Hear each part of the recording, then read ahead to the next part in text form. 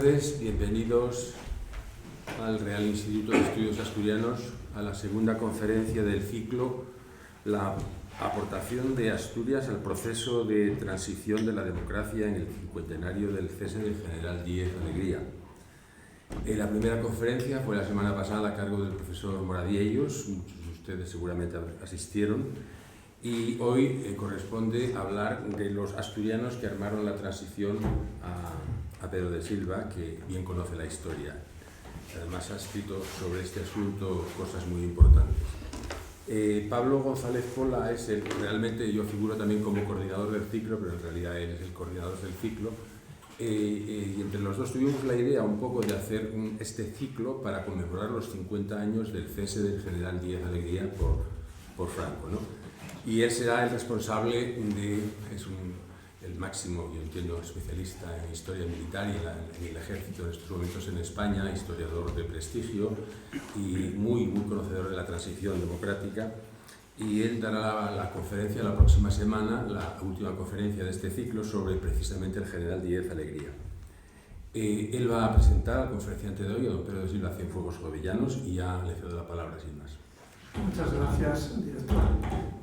Agradezco muchísimo, desde luego, que se haya podido hacer este ciclo, porque no es normal que se hable y que se permitan en ambientes intelectuales se hable de temas de historia militar y de militares, ¿no? Y una personalidad tan importante como el general Díez Alegría, es una pena que no esté realmente puesto en valor, aunque ya sí afortunadamente tiene una biografía, que es la que yo hice, y alguna cosa más que iré hablando. Bueno, presentar a Pedro de Silva aquí realmente no tiene mucho sentido. Ustedes le conocen perfectamente, es un personaje muy de la vida asturiana y no tendría ningún sentido si no le hiciéramos en la faceta en la que yo voy a hablar, porque sí que está muy ligado y por eso me alegro y le agradezco mucho que haya aceptado el estar en este ciclo.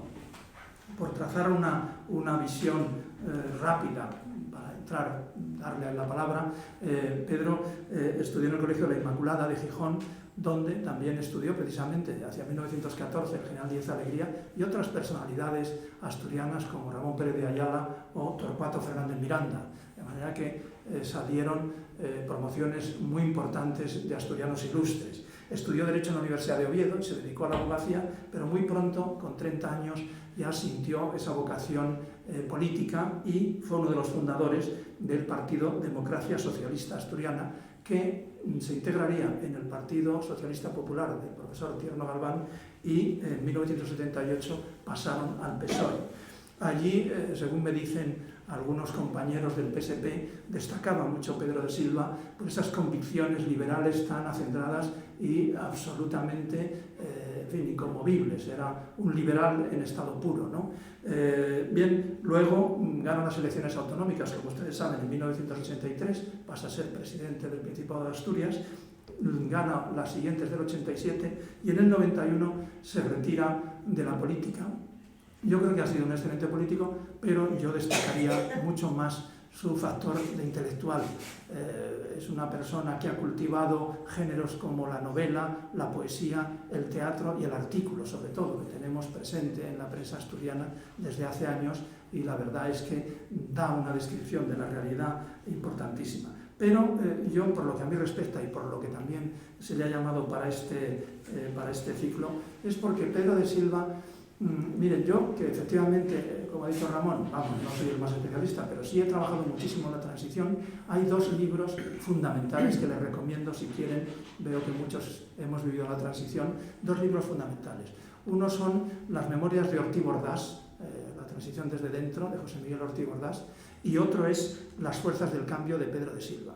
Es un libro realmente, yo diría que magistral. Es una lástima que este libro, yo creo que adolece de un plan de marketing, si me permites, Pedro, adecuado, porque el título no se corresponde realmente, aunque tiene un subtítulo, con lo que debería ser. La palabra transición debía haber aparecido.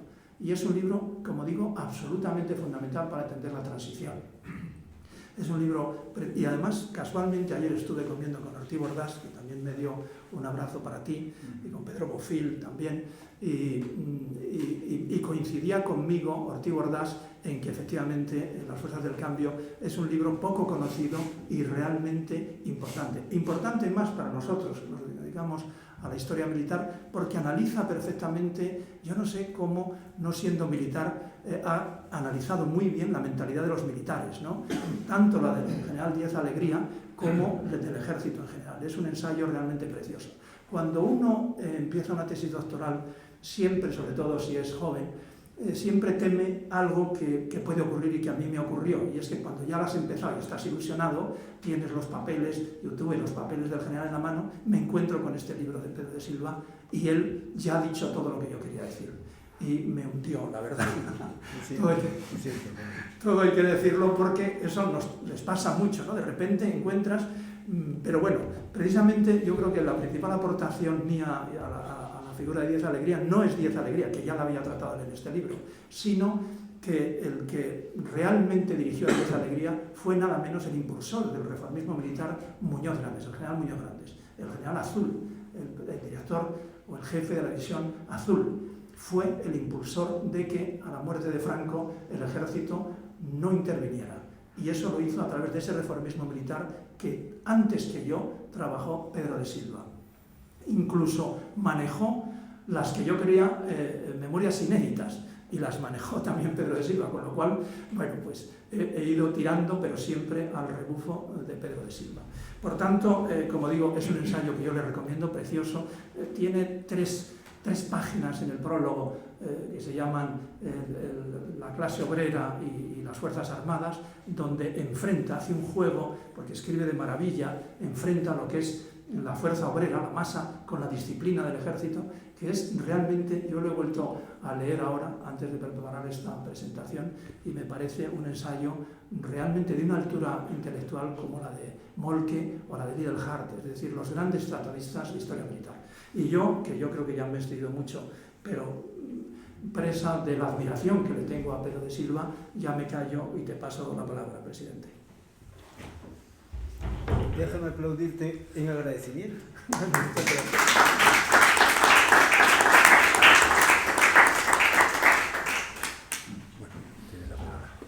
Muchas gracias. Bueno, yo la verdad es que me pasaría horas escuchando decir cosas así. ¿Puedes encender el micro? Sí. No está encendido, lo que pasa es que esto es... Bueno, decía que la verdad es que me pasaría horas escuchándole decir cosas así. Y desde luego, después de la lectura de Las fuerzas del cambio, Pablo González de Espola nos hundió porque produjo un libro espléndido sobre el general Díaz Alegría, que se une a su bibliografía sobre ese campo efectivamente tan poco tratado. Yo no diría solo injustamente, sino absurdamente, como es la historia militar, ¿no? Sin la que no se puede entender nada. Yo diría, en España desde luego, pero en ninguna otra parte, ¿no? Hay una especie de inhibición a acometer el estudio profundo del curso de los acontecimientos militares y de las estructuras militares, cuya etiología es difícil de identificar, ¿no? Es verdad que yo lo hice modestamente, en ese ensayo, conjunto de ensayos, 9, donde partía precisamente de esa consideración, que en el fondo los interlocutores de la transición, en una onda larga en la que se produce, los interlocutores principales son los mismos que habían contendido en nuestra guerra civil, es decir, en última instancia, la clase obrera y el estamento militar, ¿no? Bueno, los mismos que contienden también, en última instancia, en la Revolución de Octubre asturiano, que hace unos días se conmemoraba en distintos planos, y sin los cuales no es posible, creo yo, entender todo ese tramo de la historia de España. El relato, digamos, oficial de la transición no va por ahí. Hay un relato comúnmente aceptado, en virtud del cual la transición, pues finalmente es una especie de extraordinario juego de manos de unas pocas personas que efectivamente estaban ahí, tuvieron un mérito principal, pero que en realidad tenían debajo unas fuerzas subyacentes que eran las que movían el proceso, ¿no?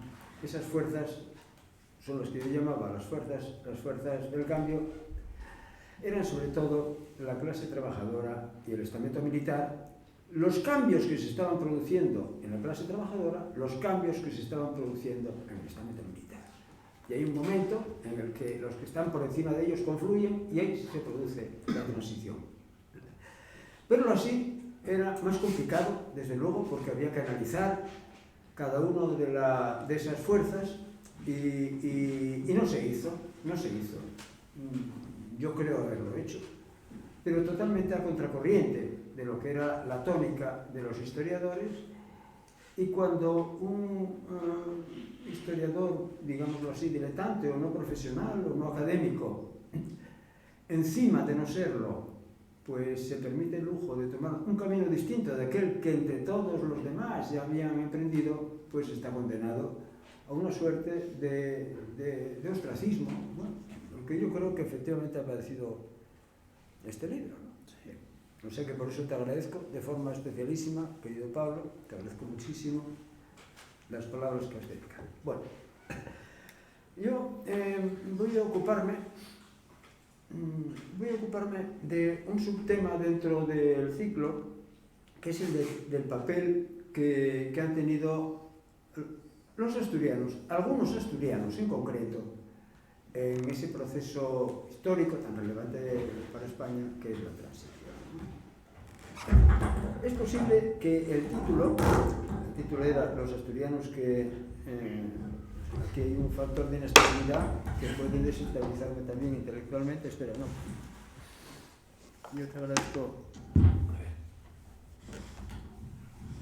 Ese ha sido un bonito detalle. ¿Se oye bien? Sí.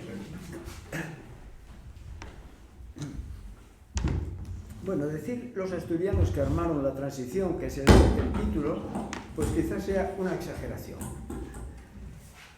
Yo diría que ponerlo en su lugar, poner el título en su lugar, sería decir simplemente que unos cuantos asturianos ayudaron de forma importante, de forma muy relevante, como iremos viendo, y de una forma importante y relevante, no suficientemente resaltada por la historiografía, incluso por el conocimiento público, a que la transición tuviera lugar, ¿no?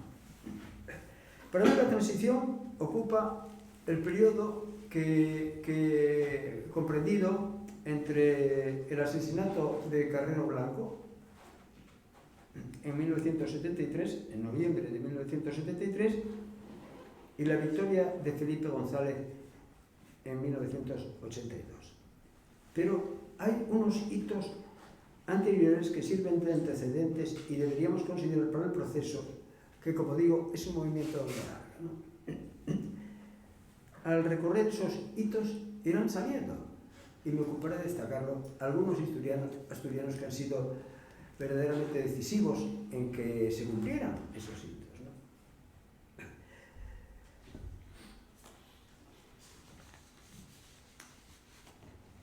En 1948, agosto-septiembre, tiene lugar un encuentro, yo creo que el primer encuentro más o menos formalizado entre representantes, entre interlocutores procedentes de los dos bandos de la guerra, que llegan a un acuerdo y que se conoce como el Pacto de San Juan de Luz.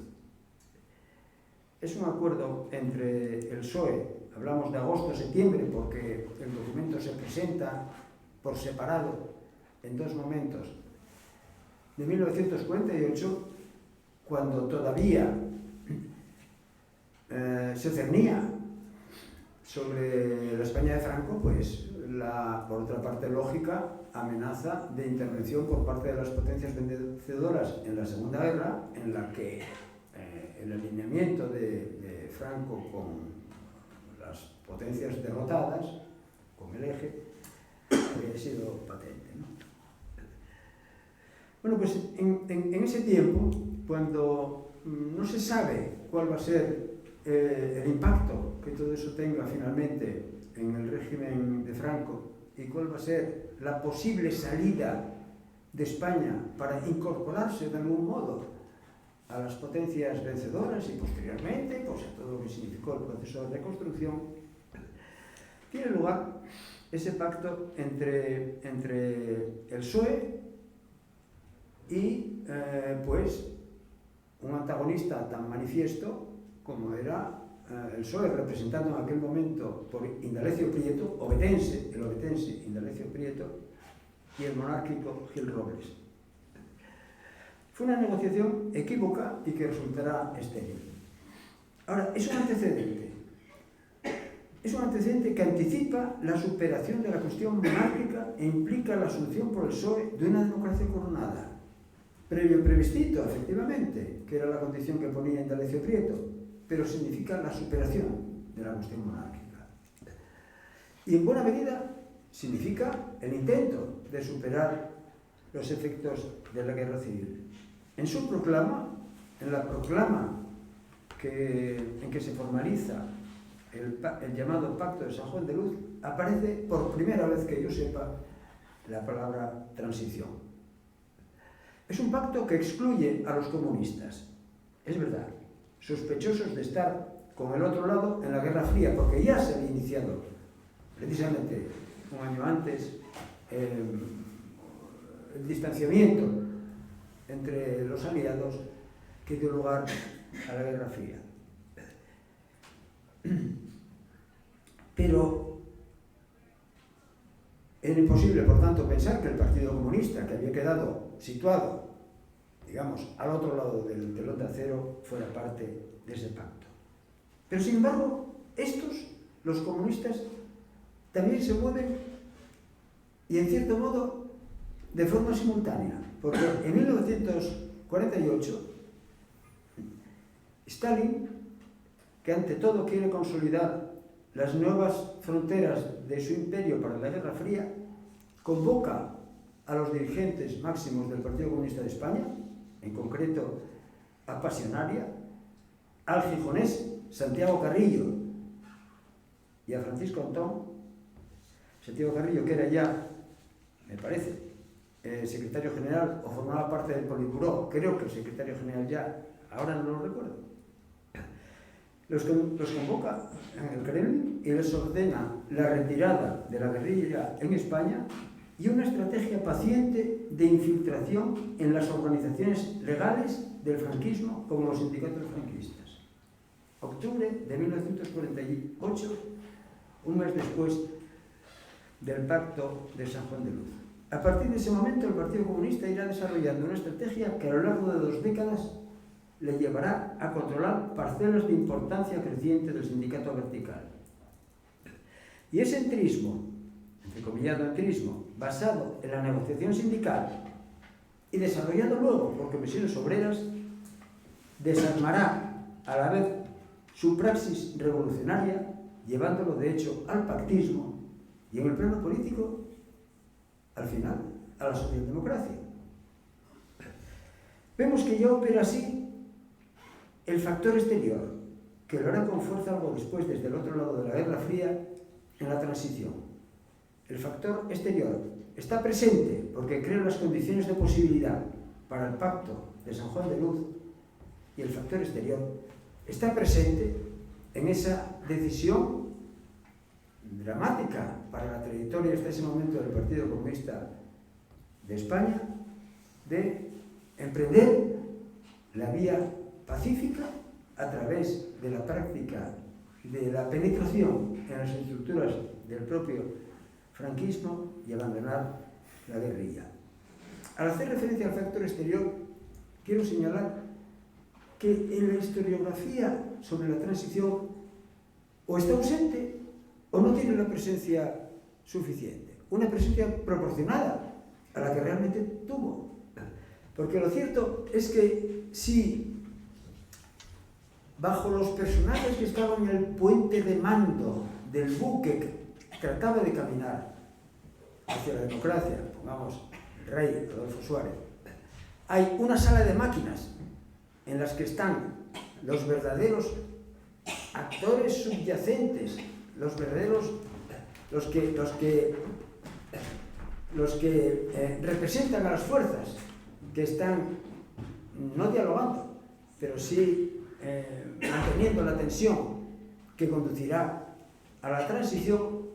Lo cierto es que hay un factor externo que hace las cartas de navegación, que las va actualizando y que yo denomino el factor exterior. El factor exterior ya está ahí desde el principio. Desde luego sigue estando cuando en 1953 se produce un acontecimiento decisivo en la historia del franquismo y en la historia de España, que son los acuerdos con Norteamérica.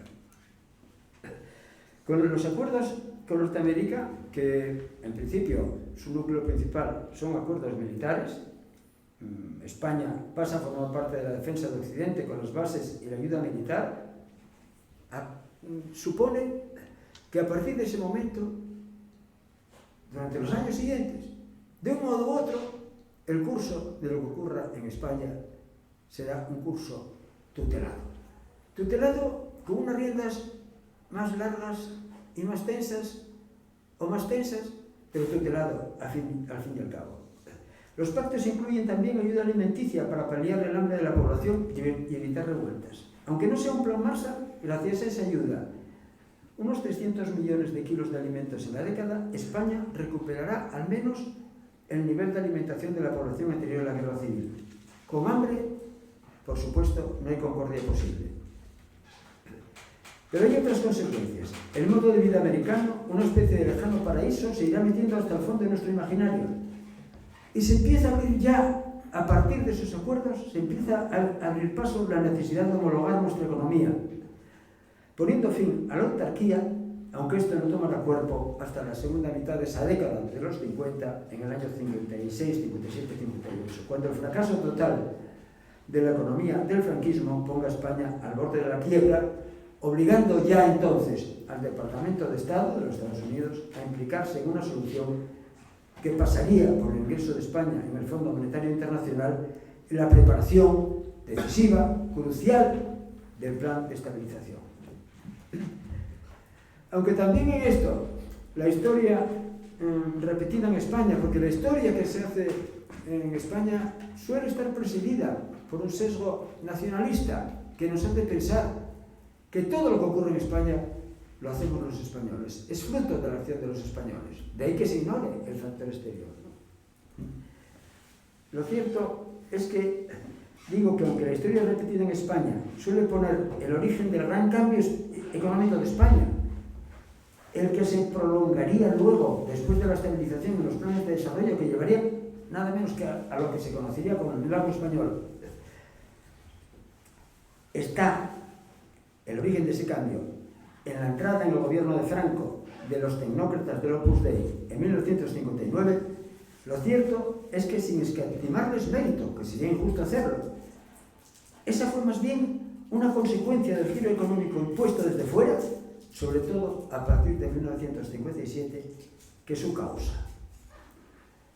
Que esto es así, no haría falta siquiera que yo lo dijera, porque el propio padre técnico del plan de estabilización, que fue John Sarda, como está unánimemente reconocido, escribiría mucho después: nos fuimos a hacer la estabilización desde el extranjero. Ahora bien, tampoco siquiera ese cambio del paradigma que se produce en el franquismo, del paradigma de la política hecha por políticos a la política hecha por economistas, o a la política hecha en sus tripas por economistas, tampoco hubiera posible sin toda una generación de grandes economistas dominada por profesores de la reinventada Facultad de Económicas de Madrid, que tienen como primer inspirador indiscutible para todos ellos, a un sabio renacentista asturiano que es el moscón Valentín Andrés Albert, secundado por un grupo del que forma parte, entre otros, el catedrático salense Juan Velarde Fuertes.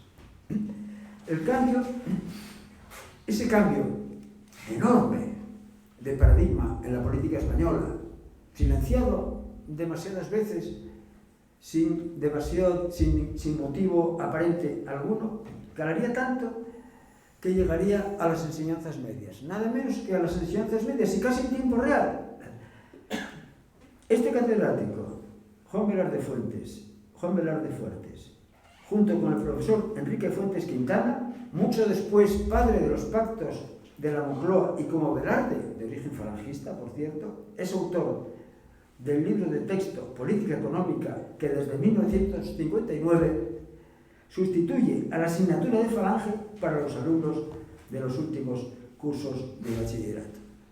Yo, se me olvidó en casa, iba a traer el ejemplar de quinto, sexto curso de bachillerato de esos dos profesores. Es un libro espléndido que sirve aún hoy como manual de economía para todo el que quiera emprender una aproximación a las ideas económicas, que rendía los tributos inevitables para que fuera aceptado, pues una gran foto de José Antonio o alguna foto de Franco, pero que está escrito sin manías, e incluso entre sus imágenes gráficas hay una de los que denominan 6 grandes de la ciencia económica, en la que junto a Adam Smith o Stuart Mill aparece Carlos Marx. Y estamos hablando de 1959. Todo había cambiado. Y ese cambio había llegado incluso a las enseñanzas en el bachillerato. ¿Cómo no ver en eso uno de los orígenes del proceso que siguió posteriormente en la economía española, que fue creando bases y que finalmente pues ayudó a crear condiciones para la transición? ¿Solo desde ese lado? Pues no. En 1956 el Partido Comunista de España, que en última instancia era el representante más caracterizado en aquel momento y, bueno, hay que decirlo así, de la clase obrera organizada en España, al año siguiente a la entrada de España en la Organización de Naciones Unidas, en la ONU, en 1955, que es un efecto reflejo del nuevo alineamiento del franquismo con las potencias vencedoras de la Segunda Guerra Mundial mediante los pactos con Estados Unidos de 1953, el cambio de estrategia del Partido Comunista que antes señalé da un paso mucho más decidido con su política de reconciliación nacional, impulsado de forma espectacular, arriesgadísima, por el gijonés Santiago Carrillo, que expone en los siguientes términos la nueva política ante el Comité Central.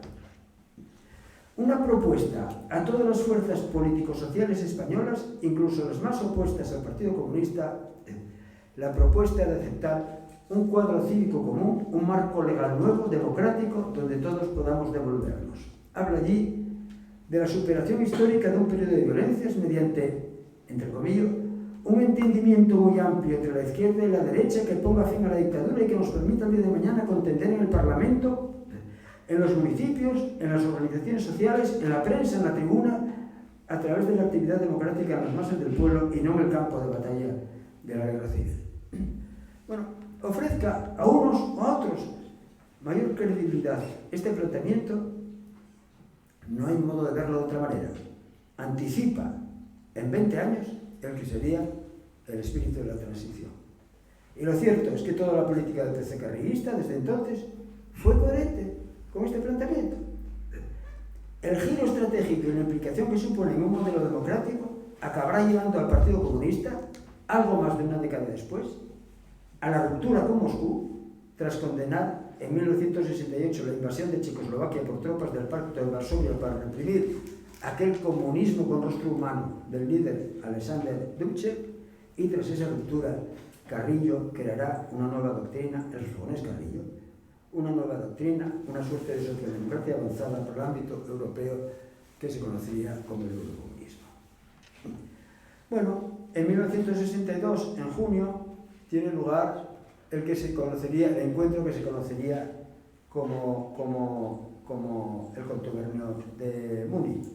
Fue como se denominó por el franquismo la reunión de destacados políticos opuestos a la continuación del régimen, de derecha y de izquierda, aunque sin incluir tampoco esta vez al Partido Comunista. Seguía la Guerra Fría, reunidos en Múnich, convocados por Salvador de Madariaga con motivo de un congreso del movimiento europeo que estaba operando como el telón de fondo de la gran oleada de huelgas en Asturias y su represión de la primavera de 1962. Tal vez el pulso social más fuerte de la clase obrera hasta ese momento. El patrón para poner fin a la división entre españoles de la guerra civil, todos menos los comunistas, era semejante con todo al del Pacto de San Juan de Luz década y media antes.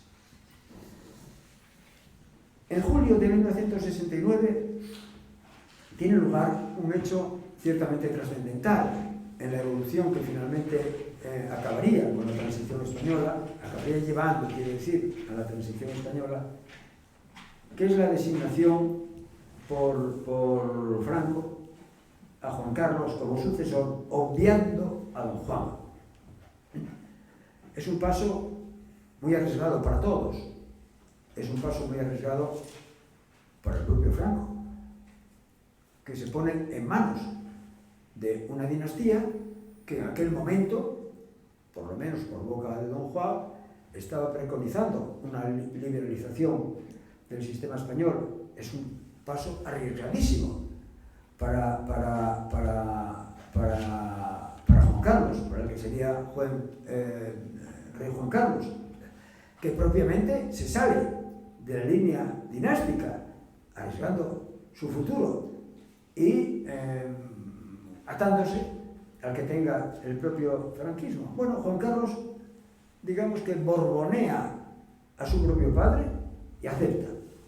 Pero como su propósito es avanzar hacia un régimen de libertades, porque ese era ya su propósito, antes del juramento, que incluiría el de las leyes fundamentales del franquismo, antes del juramento quiere decir como sucesor a título de rey de Franco, en el momento en que se produzca lo que entonces se llamaban las previsiones sucesorias, consulta con el catedrático gijonés Torcuato Fernández Miranda, que había sido su preceptor y profesor de Derecho, designado por el propio Franco 10 años antes. Y la consulta versa sobre cómo resolver la aparente incompatibilidad entre lo que debía jurar para poder ser sucesor a título de rey, los principios y las leyes fundamentales, los principios generales del movimiento y las leyes fundamentales del Estado franquista, la aparente incompatibilidad, digo, entre lo que debía jurar y lo que pensaba hacer.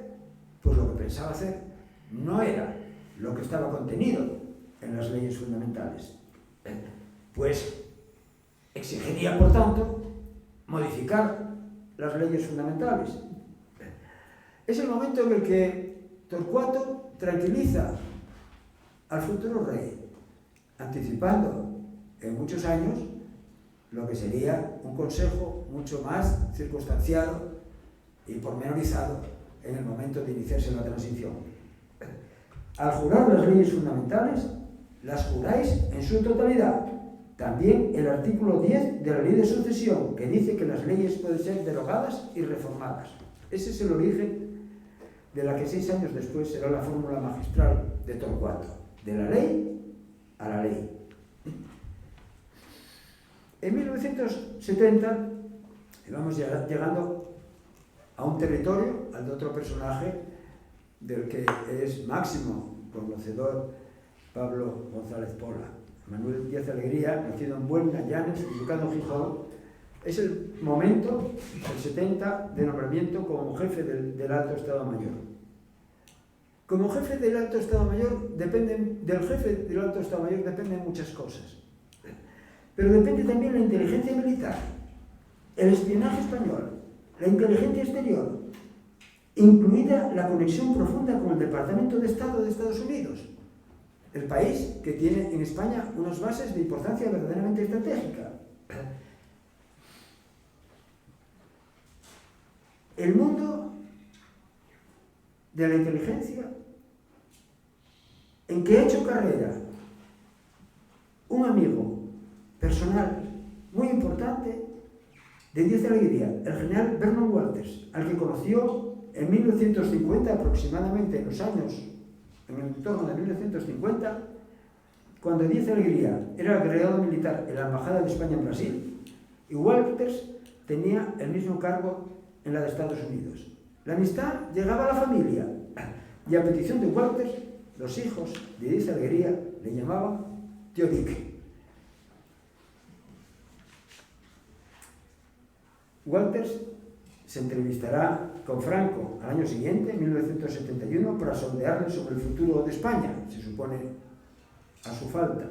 Es cuando este le dice que su legado para garantizar la estabilidad son las clases medias. Una buena respuesta, no le faltaba razón. Un asunto, digo, en el que no le falta razón y al que he dedicado un capítulo entero de las fuerzas del cambio titulado La Revolución Blanca.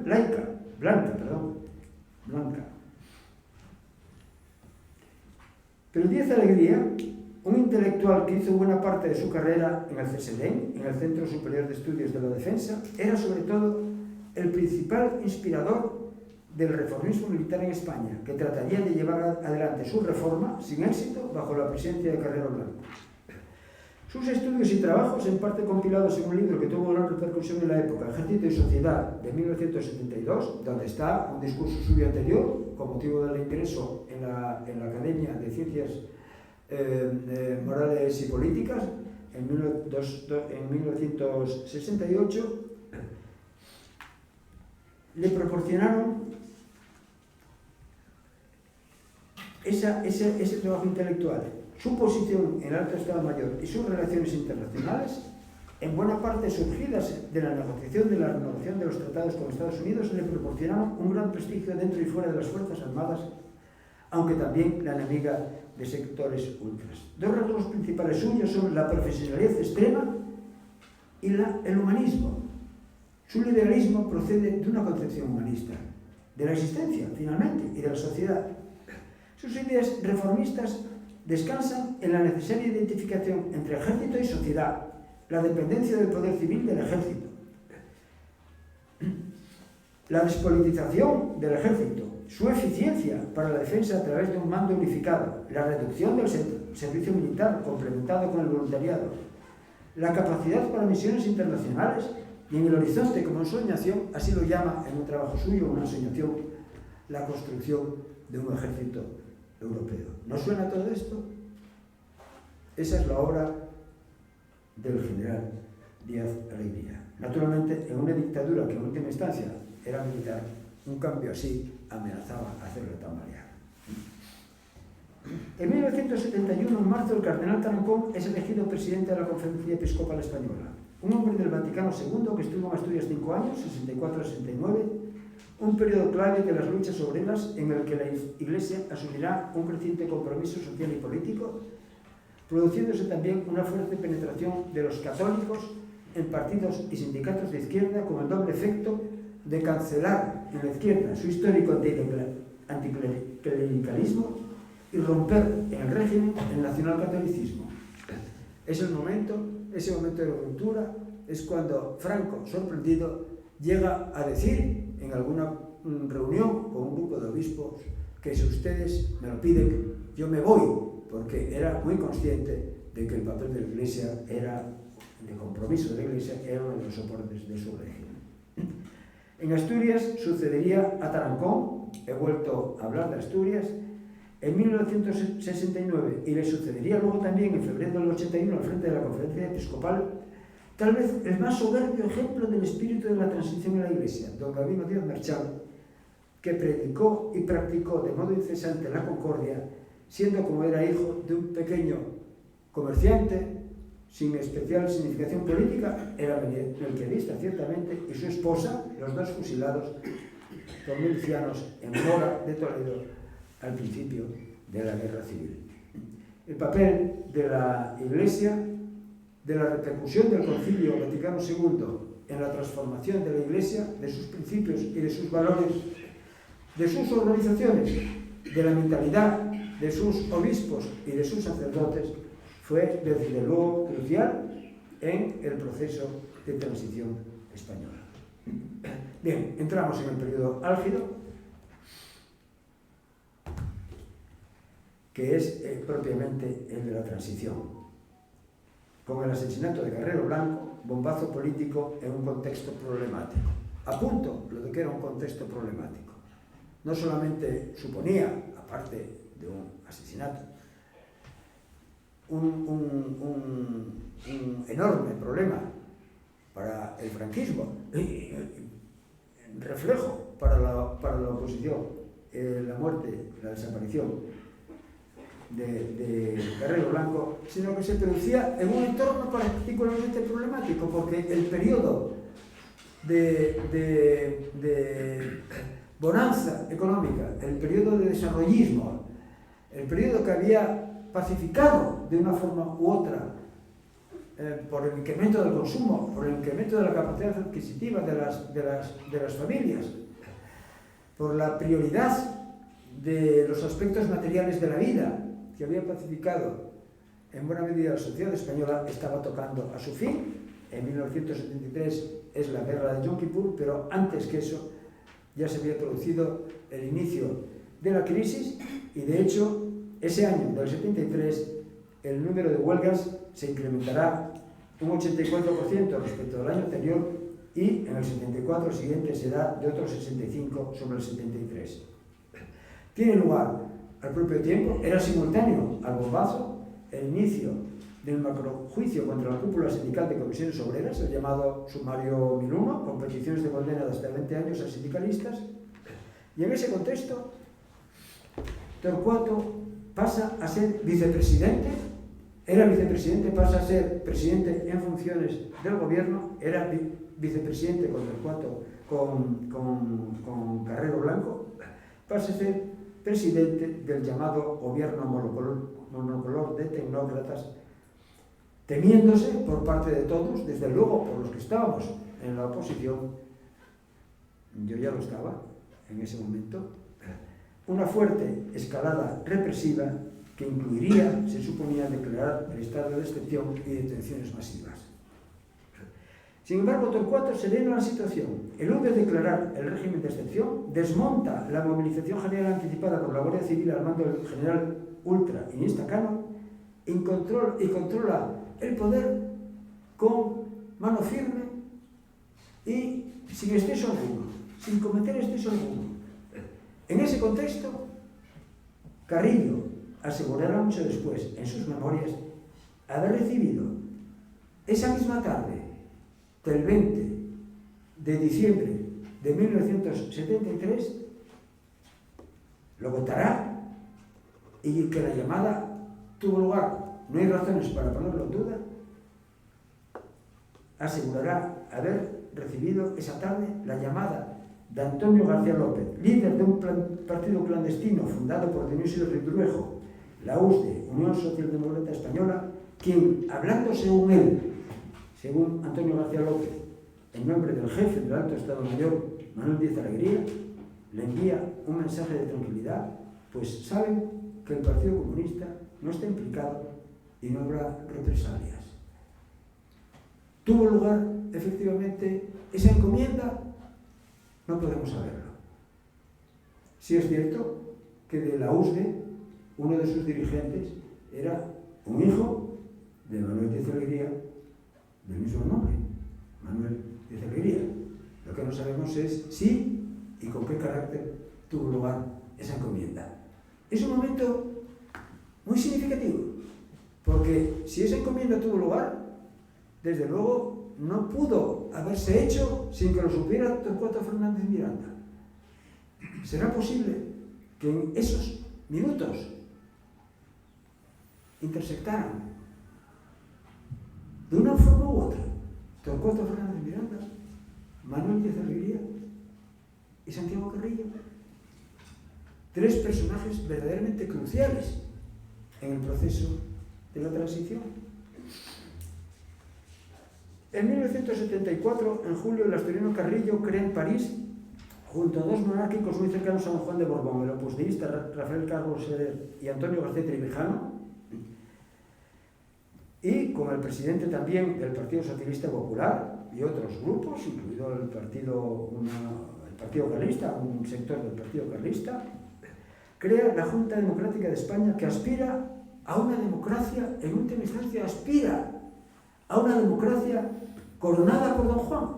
Don Juan, al final, que se había comprometido a hacer unas declaraciones de apoyo a la Junta, finalmente borbonea también, como borbonea todo Borbón, finalmente, entendamos esto, y no es necesariamente peyorativo el verbo borbonear, a veces hay que hacerlo, no sé si de una forma tan continuada y recurrente, pero sí. Bueno, pues lo cierto es que la Junta Democrática nace para que aparezca finalmente, en un momento determinado, al frente de ella, don Juan de Borbón. Bueno, pues en ese momento, Santiago Carrillo arma una estructura, un arco tan amplio que llega desde los sectores más liberales, digamos, de los tecnócratas que habían venido gobernando a España, hasta el Partido Comunista con don Juan de Borbón en la cúpula, y desde luego con monárquicos muy caracterizados del Consejo Privado de don Juan de Borbón. El modelo apuesta por un cambio sin revolución, marcando la amplitud de la horquilla del pacto, marcando con esa amplitud de la horquilla del pacto el paso de la transición.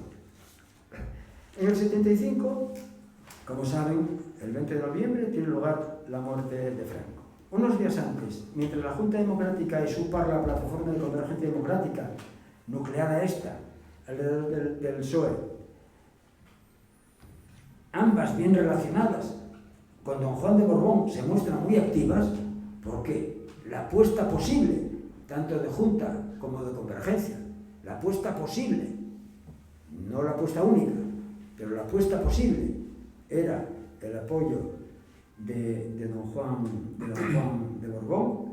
El jefe del Estado en funciones, Juan Carlos de Borbón, última enfermedad de Franco, días antes de su muerte, jefe del Estado en funciones, Juan Carlos de Borbón, encomienda a Manuel Díaz Alegría, sin cargo activo en el ejército tras su cese por el incidente de Rumanía, una gestión muy especial: la visita en París a don Juan, a quien conoce e incluso había visto en el pasado como su posible sucesor de Franco, para que le transmita, y esta sí es una encomienda cierta, para que le transmita que es su hijo, Juan Carlos, quien tiene el apoyo de los militares para la sucesión, para que Manuel Díaz Alegría transmita a don Juan de Borbón que es su hijo el que tiene el apoyo para la sucesión. Antes de cumplir el encargo, Díaz Alegría, que ya lógicamente ha escarmentado de desarrollar misiones por encargos que finalmente son negados por quien lo realiza,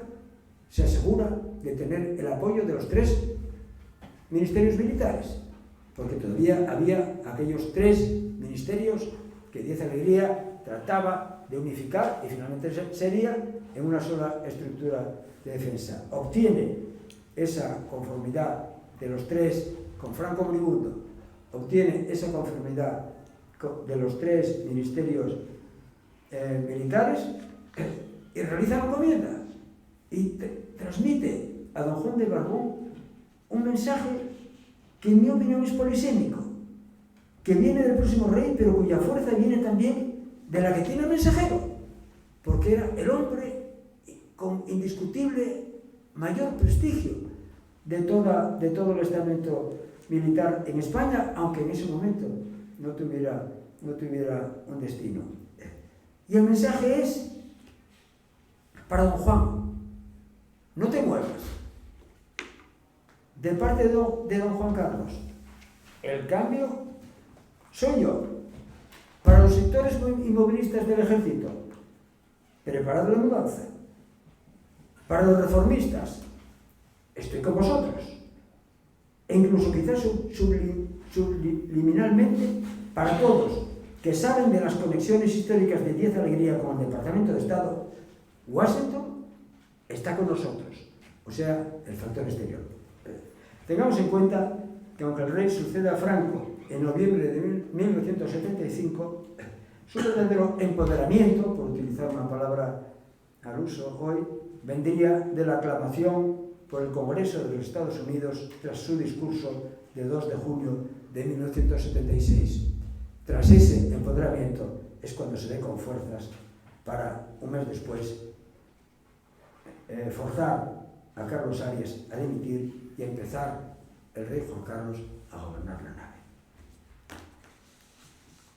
En diciembre del 75, tras la muerte de Franco, Juan Carlos había nombrado al gijonés Torcuato presidente de las Cortes y del Consejo del Reino. Al parecer, fue él quien prefirió este cargo, aunque tampoco está claro que el rey tuviera entonces fuerza bastante o estuviera dispuesto a consumirla para destituir a Arias y nombrar presidente a Torcuato. Sabiendo que la atadura del régimen estaba en las leyes fundamentales, la misión que se impone a este profesor es cambiar el sistema político bajo el lema de la ley a la ley. Pero la ley suprema para el gijonés es la que impone la realidad. Esa es la ley suprema de este profesor de Derecho Político. Aunque probablemente no viera bien la legalización por Adolfo Suárez del Partido Comunista de España año y pico después, Torcuato la justificaría con estas palabras que son un buen resumen de ese lema suyo, de esa ley superior de la realidad a la hora de tomar decisiones políticas. La realidad tiene siempre una estructura y hay que atenerse a ella en lo sustancial. Es un lema muy parecido al que aplicaría en un acontecimiento algo posterior Santiago Carrillo en el Comité Central del Partido Comunista de España. En junio del 76 tiene lugar al fin la dimisión forzada por el rey de Carlos Arias y luego el totalmente inesperado del nombramiento de Adolfo Suárez, que el rey elige entre la terna en la que en un juego lento y de enorme, lento quiere decir unos pocos días, pero lento, horas y horas, en un juego lento y de enorme sutileza ha logrado introducir en esa terna al joven falangista de Ávila, Adolfo Suárez. Es una jugada magistral, portentosa, porque no estaba en ninguna de las quinielas de nadie, ni nadie esperaba que finalmente fuera la persona elegida. Y lo fue.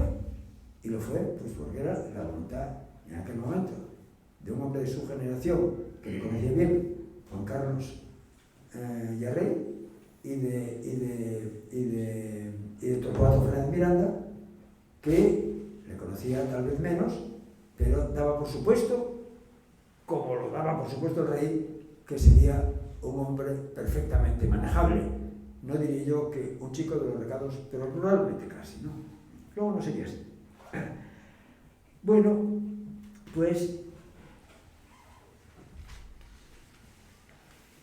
mes y medio después de esta jugada prodigiosa, Torcuato entrega a Suárez, el gijonés Torcuato, el asturiano Torcuato, un borrador del proyecto de ley de reforma política.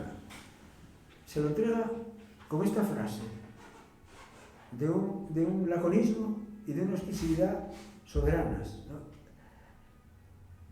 Aquí te doy esto que no tiene padre. No puede tener padre porque él era el presidente de las Cortes. No puede entregarle al jefe del gobierno el boceto de una ley que luego él tendrá que tramitar como presidente de las Cortes. Aquí te doy esto que no tiene padre. Bueno, pues le entrega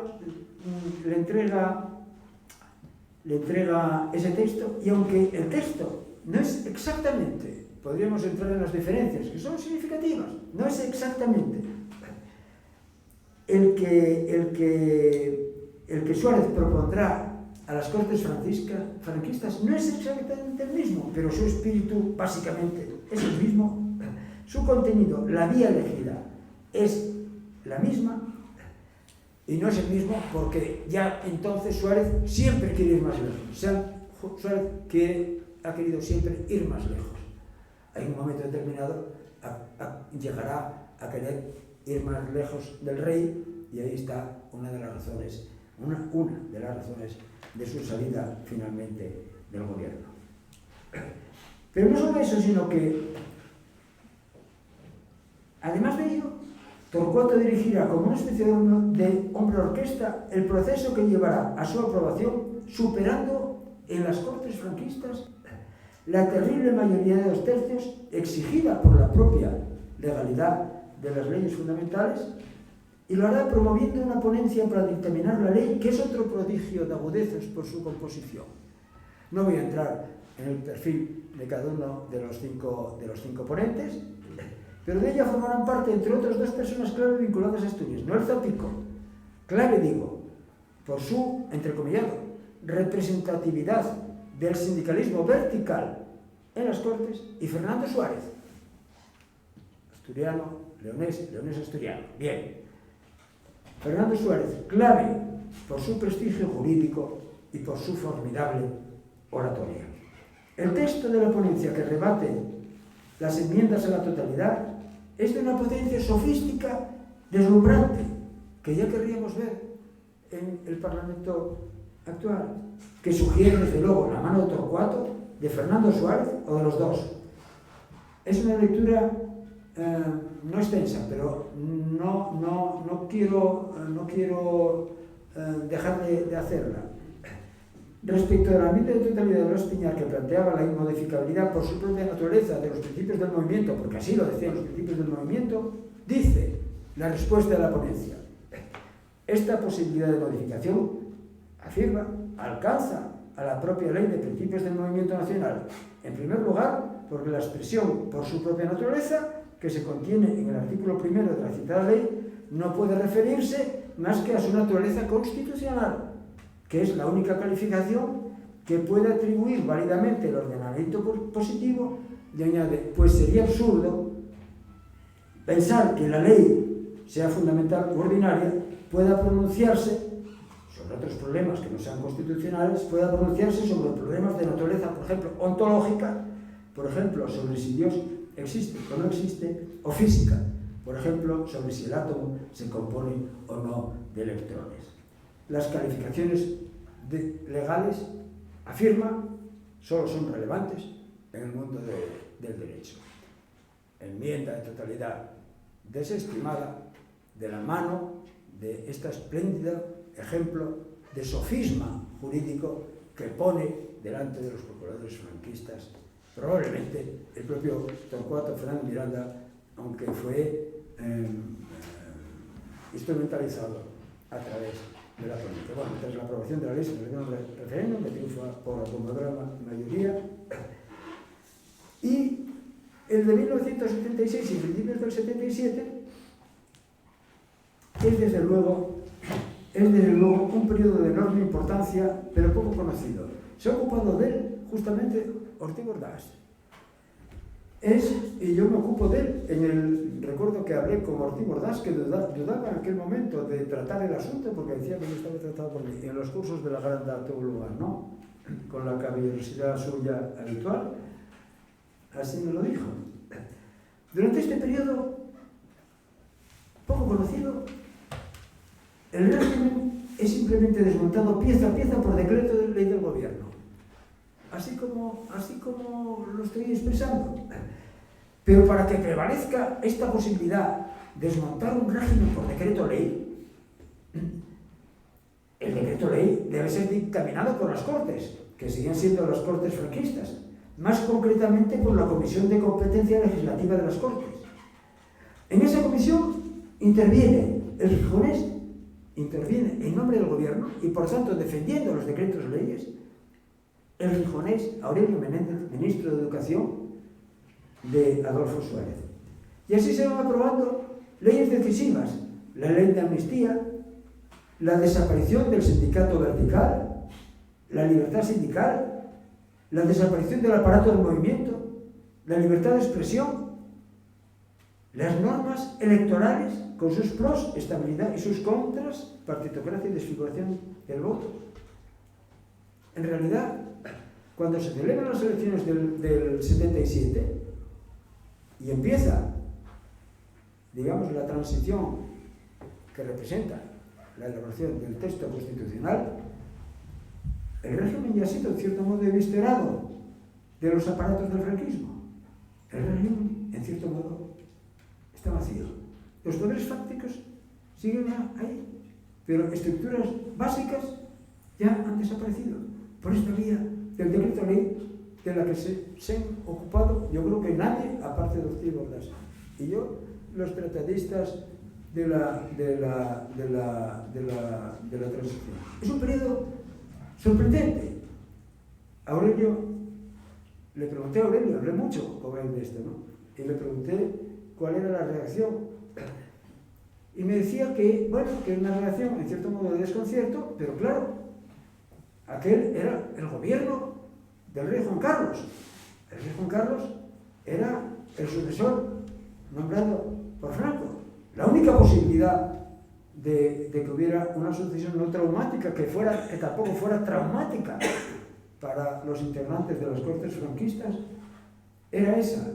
Y atención, Adolfo Suárez se ocupó en todo momento de que no hubiera, no digo ya víctimas, sino pérdidas de empleo. Todo el aparato político del sindicato vertical, todo el aparato político del movimiento, todas las estructuras del franquismo mantuvieron su empleo. Él salvó a todos los hombres del régimen y los trasladó a la democracia. Una operación que podemos cuestionar, pero que desde luego tiene mucho que ver con el modo pacífico en que se produjo la transición española. Cuando alguno le preguntaba, en concreto, un muy prestigioso jurista, le preguntaba al final de aquellas reuniones: ¿están ustedes seguros de lo que están haciendo? Esa era la única objeción. Aurelio les contestaba indefectiblemente: no tenemos tiempo.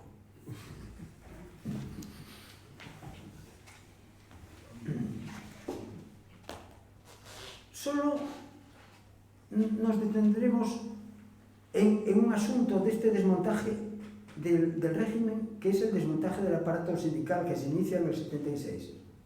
Nos detendremos porque ahí estamos ya en la médula del asunto. El aparato sindical era el que aseguraba el control de la clase obrera, uno de los interlocutores de la guerra civil, uno de los interlocutores cuya pacificación con el estamento militar da lugar, en la teoría que algunos sostenemos, a la transición, ¿no? Se inicia en el 76. En agosto-septiembre tiene lugar la negociación de la legalización de los sindicatos, discreta, llevada a cabo por el ministro de la Mata, con vistas a la libertad sindical. Al encuentro con la UGT acuden Jerónimo Saavedra, Manuel Chávez y una persona, un hombre joven del Partido Socialista muy vinculado a Asturias. Su padre, él estaba en el exilio en Toulouse. Su padre era un minero del norte de León y él se consideró siempre asturiano, pero es lo mismo. No es esa la cuestión, no vamos a asturianizar a todo el mundo. Yo, de hecho, siempre pensé que era asturiano. Y es otro hombre clave en ese proceso. Él formaba parte de un grupo de socialistas de la dirección socialista en Toulouse que eran conocidos como el Grupo Cassoulet. El Grupo Cassoulet se llamaba así porque el cassoulet es un plato típico de Toulouse que está compuesto básicamente de alubias y carne, no chorizo, pero era lo más parecido a una fabada. Y entonces aquel grupo de socialistas en el que dominaban los asturianos, pues solucionaban su melancolía, su nostalgia por la fabada comiendo el cassoulet. Bueno, el cassoulet resultó ser uno de los grupos que tuvieron más relieve luego en la reformulación del Partido Socialista, y ahí estaba Manuel Simón. La negociación y lo que acarrea, es decir, la negociación con los sindicatos clandestinos y lo que acarrea el horizonte, que es la libertad sindical, es lo único, no las anteriores medidas, que lleva a la dimisión del representante del estamento militar en el gobierno, que era Fernando de Santiago y Díaz de Mendívil. ¿Quién sustituye a Fernando de Santiago Díaz de Mendívil? Al teniente general, que dimite, es la única en protesta porque estuviese desmontándose aquel mecanismo de sujeción de la clase obrera. ¿Quién le sustituye? Pues le sustituye Gutiérrez Mellado, el hombre de Díaz Alegría, el hombre, el más caracterizado seguidor de Díaz Alegría, que será precisamente el que pone en marcha algunas de las medidas que finalmente formaban parte de la reforma preconizada por él. De octubre es el decreto ley creando la Administración Institucional de Servicios Socioprofesionales. Ahí es donde aloja a la gente del aparato vertical Suárez, para que luego se integre en la Administración del Estado. Luego viene el proyecto de ley de libertad sindical de noviembre.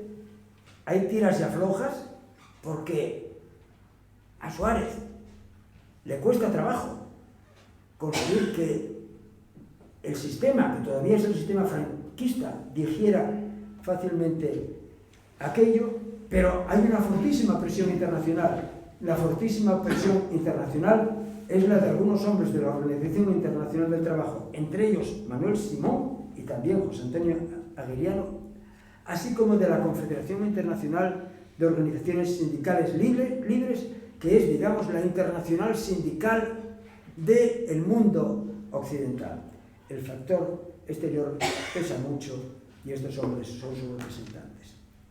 Bueno, el 9 de abril del 77 tiene lugar la legalización del Partido Comunista en el llamado Salto Rojo, que está a punto de desencadenar un golpe de Estado, y días después, el 15 de abril, se produce otro espectacular movimiento de Santiago Carrillo en el Comité Central del Partido Comunista. Acaba de ser legalizado y en ese momento hace suya la bandera monárquica, la bandera bicolor, la bandera roja y gualda, la coloca a un lado de la mesa presidencial, al otro lado está la bandera roja con la hoz y el martillo del Partido Comunista, e impone al Comité Central que a partir de ese momento esa bandera estará en todas las reuniones del Comité Central del Partido Comunista, porque será también la bandera de los comunistas.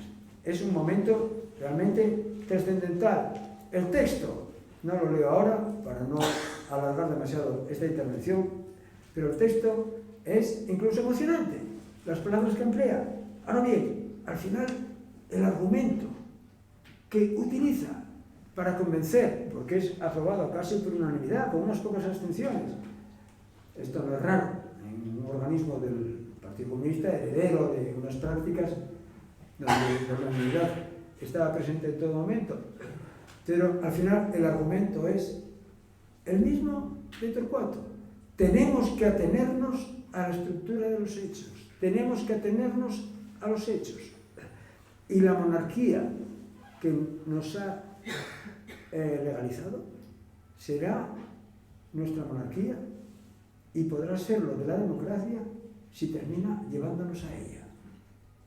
La realidad por encima de cualquier otra consideración. Bueno, tiene lugar en el 15 de junio del 77, las primeras elecciones democráticas con el resultado conocido, trascendental en sus efectos de creación de una suerte de bipartidismo que todavía, aunque bien, sigue perdurando ahora. Y en octubre del 77 se produce no un acontecimiento, porque no lo fue, pero sí un hecho que no deja de tener importancia en los hechos y los acontecimientos posteriores: el nombramiento del general obetense Sabino Fernández Campo, sustituyendo como secretario general de la Casa Real a Alfonso Armada,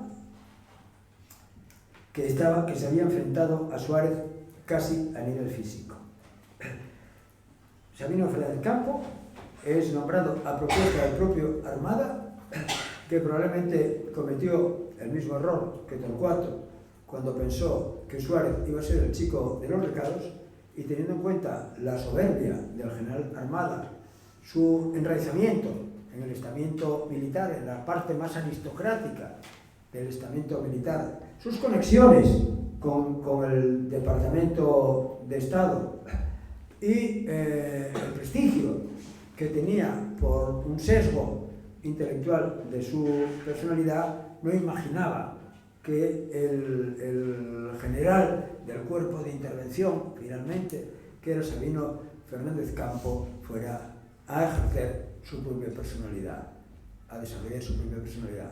Lo propone, en cierto modo, como interino, tal vez como interino, a la espera de un regreso que luego no se produjo, y ahí está el golpe de Estado del 23 de febrero de 1981.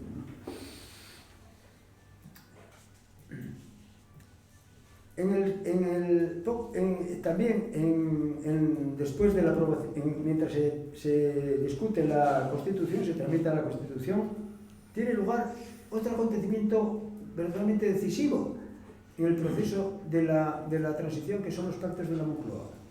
Es una situación económica de emergencia, con una inflación que amenazaba situarse ya en el 25% y con una ralentización del aparato productivo que podía tener consecuencias incalculables negativas para España, ¿no? Los pactos de la Moncloa, el director, digamos, del proyecto es una persona que ya habíamos visto antes, Fuentes Quintana, y Suárez de los negocia primero con Santiago Carrillo. Sigue utilizando la misma técnica de desbordar al Partido Socialista por la izquierda, cerrar el arco de la negociación con Santiago Carrillo. Bueno, acaba Fernando González, pero el papel de Santiago Carrillo, de la asociación Santiago Carrillo, es decisivo. En años sucesivos se desarrollará por comisiones obreras y por UGT negociaciones y acuerdos que iniciarán la era de la concertación, otra pieza esencial de la transición, pues en el fondo asegura la paz social. Bueno, en febrero del 81 es el golpe de Estado del 23F, cuyo desarrollo he estudiado a fondo en las fuerzas del cambio. El papel que muchos atribuyen, el papel central que muchos atribuyen al general Sabino Fernández Campo es real, ha sido un papel verdaderamente decisivo. Incluso podríamos sintetizarlo en el momento en que se produce aquella frase que luego ha sido famosa, cuando le pregunta el general que estaba al frente de la división acorazada, que era finalmente la división más fuerte, que estaba en Madrid, con distintos acuartelamientos en Madrid, y con una capacidad operativa verdadera, y que tenía en el proyecto de los golpistas la misión de situar a una columna de blindados en el Parque del Retiro, para actuar como elemento de respeto cara a la negociación que estaba previsto que se desarrollase en las Cortes, pues a pocos centenares de metros de donde estarían los tanques. Pues es cuando el general al mando de la división acorazada llama a Zarzuela y pregunta por Armada, porque se suponía que Armada tenía que estar allí para poder dirigir un operativo que indefectiblemente llevaría al triunfo, aunque fuera efímero, del golpe de Estado. Y es cuando contesta, ni está ni se le espera. Naturalmente, esa contestación tiene un efecto inmediato, que es que la división acorazada no sale.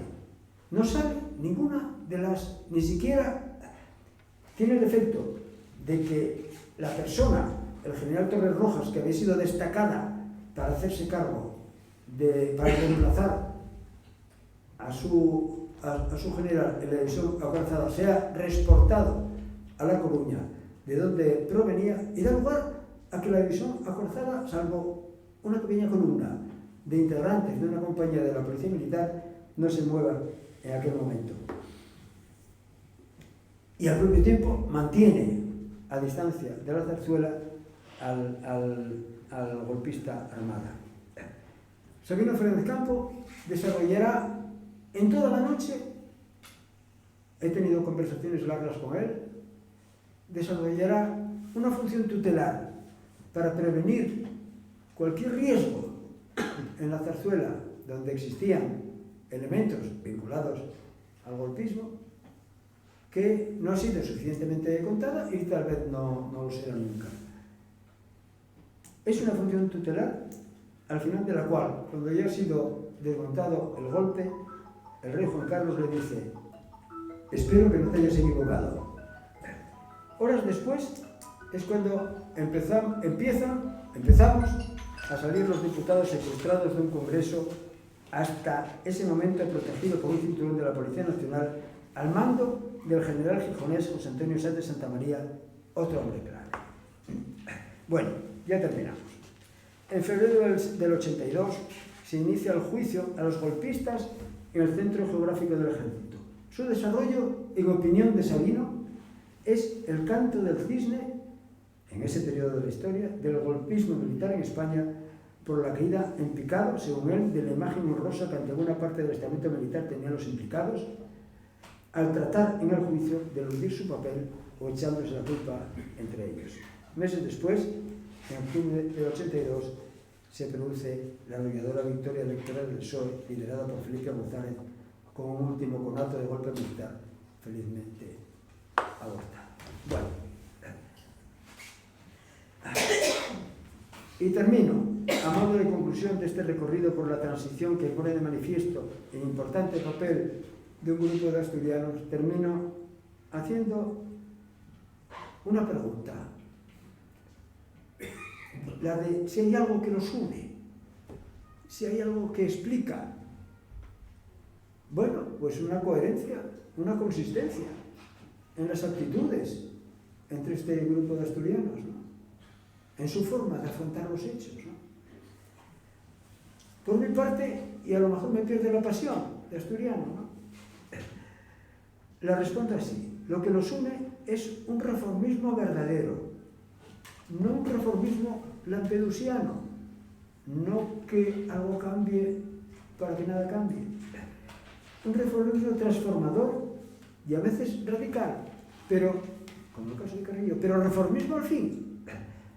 Lo común a todos ellos, con tres protagonistas a mi juicio compartiendo podio, aunque los tres en la sala de máquinas, que son Torcuato, Díaz Alegría y Carrillo, es el sentido del Estado, el sentido de la realidad y el sentido común, que es lo propio de una tierra que por sus carencias ha dado siempre al Estado la importancia que tiene, y que al haber vivido siempre de la tierra y sus productos, sea ese producto de la leche o sea ese producto del carbón, productos de la tierra, tiene un especial apego a la realidad cercana y material, sin perderse en los juegos de las constelaciones, que de hecho apenas ve, no se ven las constelaciones, ni siquiera en noches sin nubes.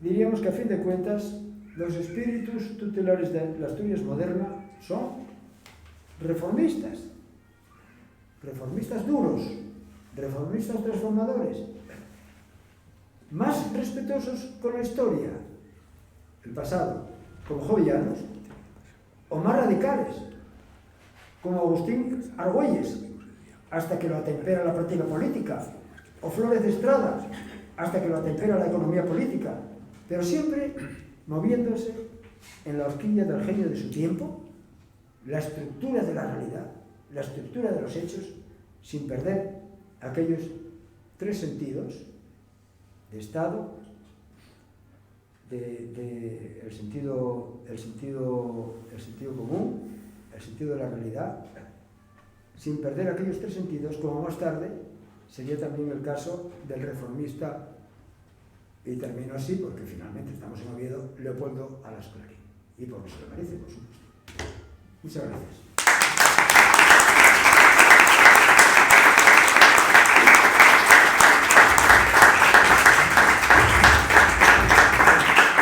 Muchas gracias por esta magistral conferencia. Y le paso, antes de abrir un breve espacio para coloquio, le paso la palabra un momento a Pablo González Pola. Muchas gracias. Bueno, efectivamente ha sido una conferencia magistral y sobre todo cómo ha manejado las vivencias personales con el contexto histórico en cada momento. Ha sido realmente apasionante cómo ha sido ligando cada personaje. Yo creo que no has dejado ningún asturiano que no haya participado en la transición. Se me ocurría uno porque en la segunda fila, por ejemplo, en la Constitución, estuvo Luis Vega Escandón, que era del Banco y primo de mi padre, un hombre inteligentísimo, porque en esa segunda escala de la Constitución fue donde realmente, lo mismo que en la Comisión, donde se desarrolló la transición. Yo creo que ha sido una síntesis magnífica y sería ideal que lo pudieras publicar, lo mismo que sería ideal... Sí, se va a publicar. Se va a publicar, fenomenal. Una segunda edición de tu libro. Sí, vamos a abrir un pequeño, gracias Pablo, un pequeño grande, un espacio para que si alguno de ustedes quiere preguntar alguna cosa o comentar algo, pues tienen la oportunidad de hacerlo ahora mismo. Sí. ¿Crees que se ha reconocido suficientemente la valentía de Carrillo? Antes hablabas de aquella intervención en un comité central. Yo creo recordar que era el artículo que había publicado Nuestra Bandera en el año 56, cuando todavía ni siquiera era secretario general del Partido Comunista, que fue en 60, cuando yo. Y él se atreve ya a hablar ahí de esa reconciliación nacional en contra del criterio de la dirección del partido, que está a punto de expulsarlo, pero es solo la muerte de Stalin cuando llega Khrushchev y se da cuenta pasionaria de que los tiempos están cambiando, recupera Carrillo y de hecho lo nombra su sucesor cuando pocos años antes estuvo a punto de defenestrarlo y de echarlo del partido. ¿Crees que se valoró suficientemente la valentía de ese momento, no a posterior ya en la transición? Creo que definitivamente no, ¿verdad?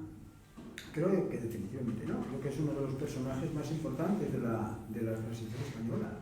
Lo sitúo en ese podio de honor de la transición española, ¿no? Yo no soy comunista, nunca he sido comunista.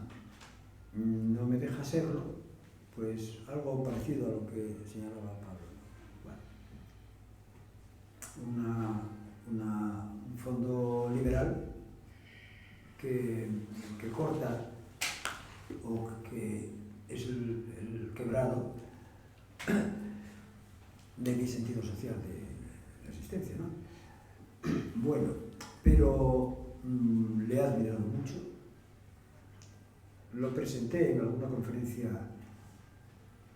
celebrada aquí. Pedí al Ayuntamiento de Gijón que tuviera una calle en Gijón. La tiene. Hice la laudacio en el momento de inauguración de esa calle. Bueno, en él concurren otras circunstancias. Unas tienen que ver, él es un hombre de la guerra civil, finalmente, y eso significa su gestión durante la guerra de orden público, durante la guerra civil, da lugar a la hipótesis de que haya tenido participación en los hechos que no hace falta que mente ahora, lo cual le enajena, digamos, la posibilidad de reconocimiento por parte, digamos, del centro derecha. Y luego su propia gestión patriótica, su intervención decisiva en la transición, en lo que ahora muchos llaman el régimen de 1978, el canje que realiza, vamos a llamarlo así, implícito, con el rey Juan Carlos. Lo diré brutalmente, tú me legalizas a mí y yo te legalizo a ti. Bueno, es un canje imposible, se tratamos siempre de usted, ¿verdad?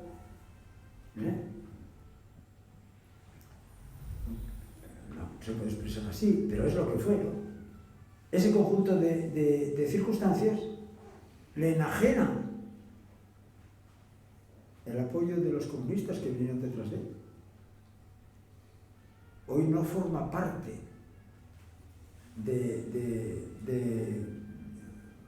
del cuadro de honor de los sectores herederos de la izquierda que él representaba. De tal manera que unos no le pueden reconocer lo bastante por su pasado, sus antiguos compañeros o los herederos de sus antiguos compañeros tampoco.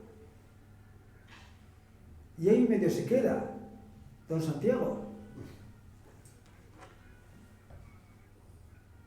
Le pasó a muchos personajes de la historia.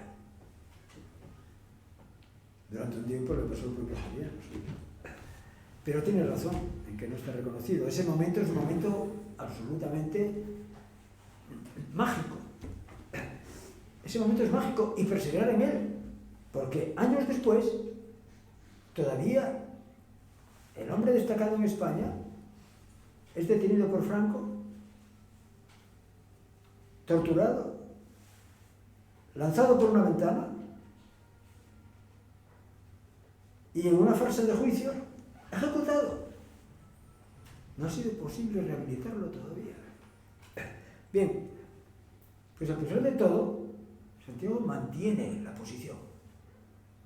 Va creando instrumentos dogmáticos, el pacto para la libertad, el contrato programa, donde ya realmente es un discurso que es el de un socialdemócrata, por tanto, de alguien que está dispuesto a intentar la transformación de España en un sentido mucho más redistribuidor, pero en un marco democrático, ¿no? Nada lo alejará de ese propósito. Eso es un hecho, ¿no? Pero bueno, así son las cosas. ¿Más preguntas? ¿Hay alguna otra pregunta? Sí. Roberto, sí. Bueno, Pedro, yo además de agradecerte esta lección magistral, no tengo nada que decir a lo que has dicho. Quizás por abundar en lo que no has dicho. No sé si en la transición quedó algo del espíritu, de la tradición republicana, histórica, española.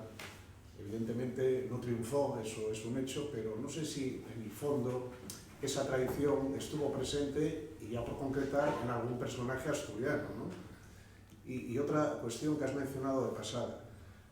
No hay memorias de Sabino, no hay algo que podamos saber que no sabemos de Sabino, que seguramente tendría mucho interés, y no me refiero a los cotilleos que todos podemos estar pensando, sino a la historia real de este periodo, que nos puedas contar, claro.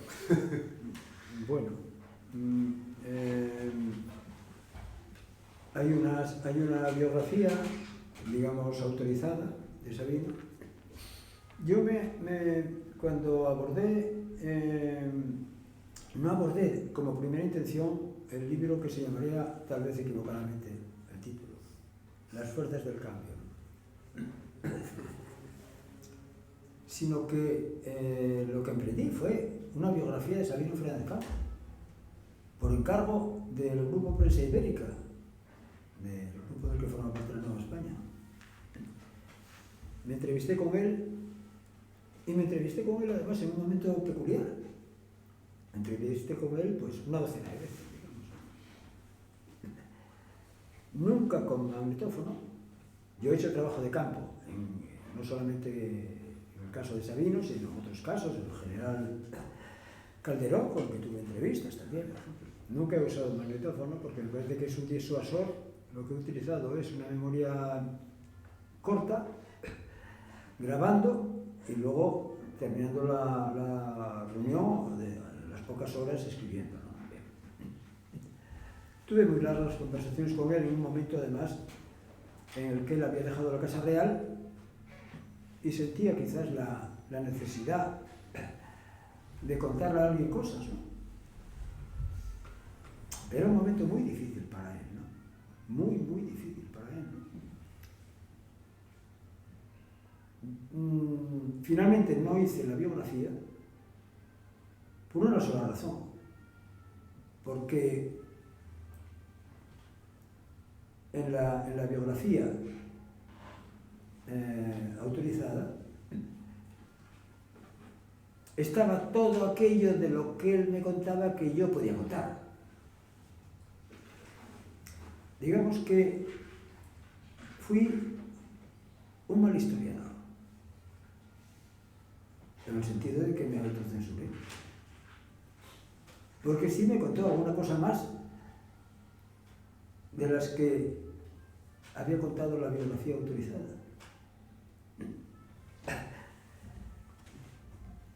hay cuestiones que tienen que ver con la libertad personal. Hay quien lo llama... pero bueno, ¿para qué utilizar esas palabras? Que no dicen nada de caballerosidad, ¿no? Pero... lo cierto es que me planteo las cosas tan sencillamente como esto.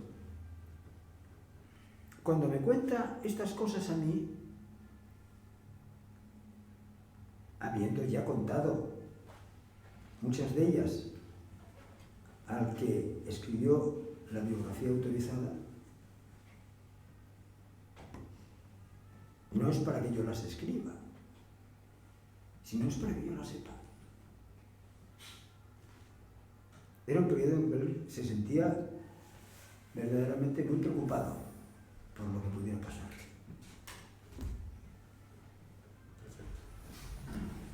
Sí. ¿Alguna otra pregunta o comentario?